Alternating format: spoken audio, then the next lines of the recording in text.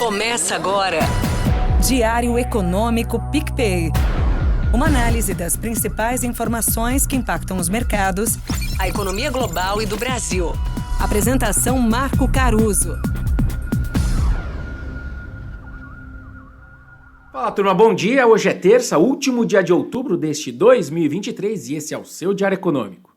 A história da nossa meta fiscal do ano que vem me lembra aquele clássico da literatura, Crônica de uma Morte Anunciada.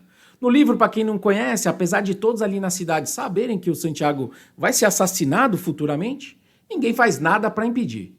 Sobre a nossa meta, nenhum analista projetava o equilíbrio que a Fazenda prometia. O mercado passou boa parte do ano, aliás, sem refletir esse risco. Teve até quem fez cara de contente para o fiscal brasileiro.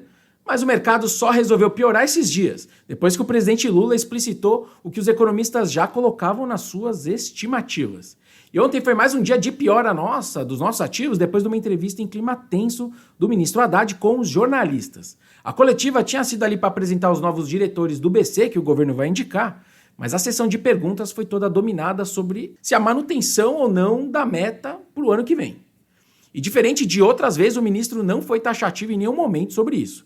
Dá inclusive a impressão que a Fazenda está ficando isolada nessa defesa do déficit zero em 24.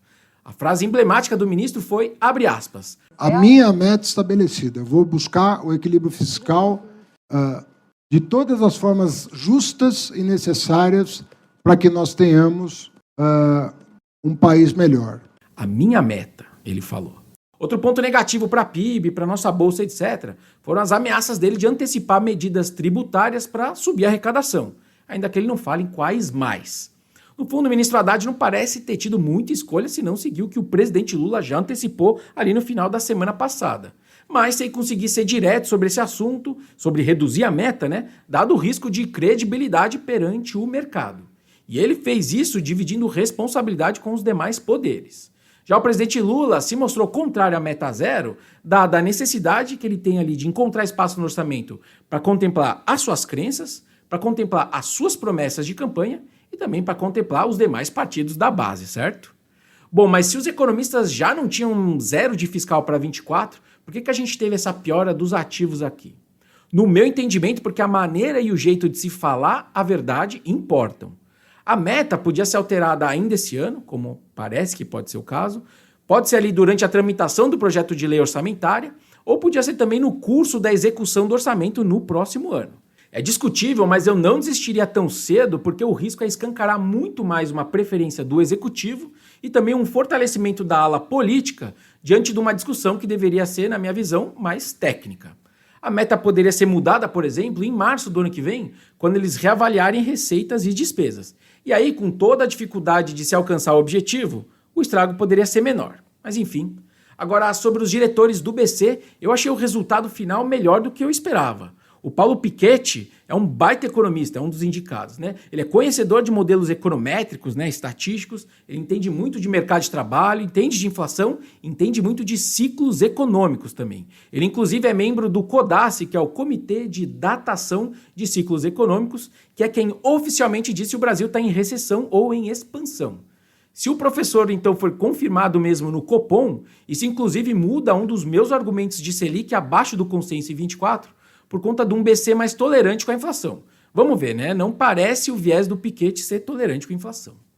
Para o dia agora, o destaque da agenda econômica aqui é o desemprego de setembro, que deve seguir baixo. Estamos falando de 7,7% no mês. A criação líquida de vagas em setembro já foi positiva, ali em 211 mil postos formais, que é o CAGED, acima até do que a gente previa.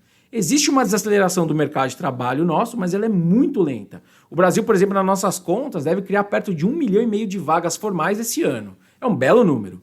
E um detalhe importante é que a pressão salarial não está tão forte, o que conversa com uma inflação bem comportada por mais tempo.